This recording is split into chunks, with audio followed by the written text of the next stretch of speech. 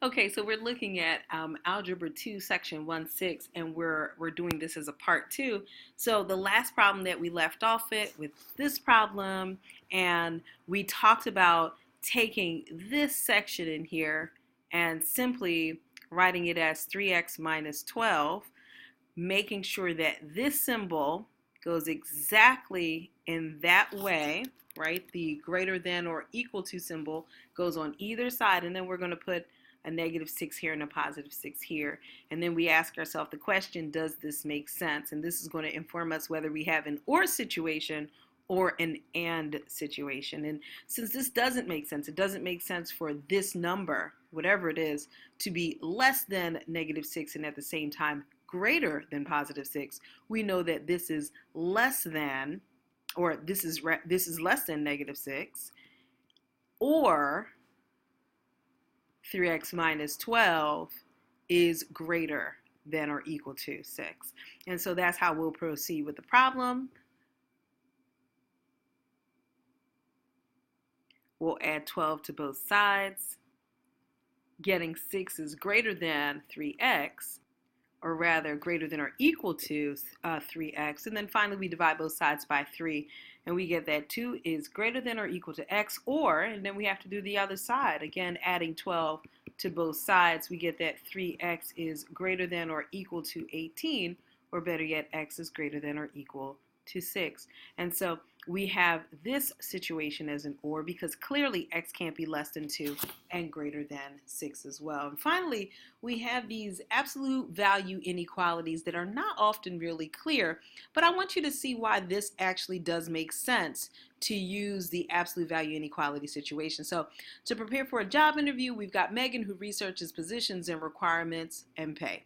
She discovers that the average starting salary for the position is $38,500, but her actual starting salary could differ from the average by as much as $2,450, right? So we see this, and this is not a typical way that we would write this problem, but what I want you to know is that let us say that X is Megan's starting salary, right? If X is her starting salary, or the number that represents her starting salary, Megan's starting salary, all right? If that's her starting salary, then we know the difference between it can be, now here's why we're going to use absolute values. If I take this average salary and I subtract her salary, I don't know if her salary is greater or less than this particular salary of $38,500. So I use absolute value. The difference between these two has to be within this range. So it has to be less than or equal to $2,450. And you might ask yourself, well, how do I know it's less than or equal to? Because it says it could differ from the average by as much as. So as much as is giving us kind of an upper cap. By it could be as high as, it could reach the value of. That type of language is giving me an upper value. And so what I'm doing is I'm going to write this as less than or equal to 2,450. All right. And now this the next question they ask us to do, I don't have it written here, is basically to solve the inequality that we came up with. And I'm going to do exactly the same thing we did last time. Take that 38,500 minus x and then write that expression on in between the symbol written twice, the less than or equal to symbol written twice. And then on the other side, we're going to have a negative 2,450. And I'm going to do what I know how to do, right? I'm going to work on solving it. And so I'm going to subtract 38,500 from each part of this. And if you notice in this case, the way I rewrote the problem, it does make sense. It's totally fine for an expression to be greater than a negative number, but at the same time, less than some other positive number.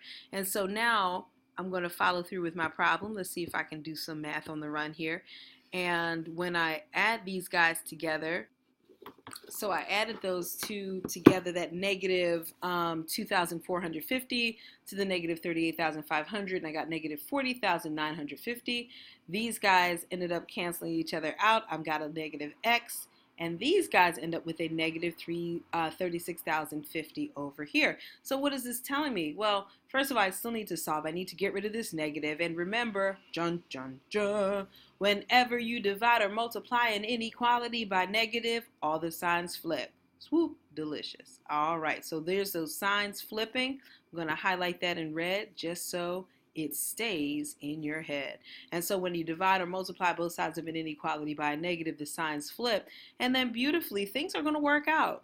I love it when a plan comes together. 950 over here, 40,950 over here, and then positive 36,050 on this side.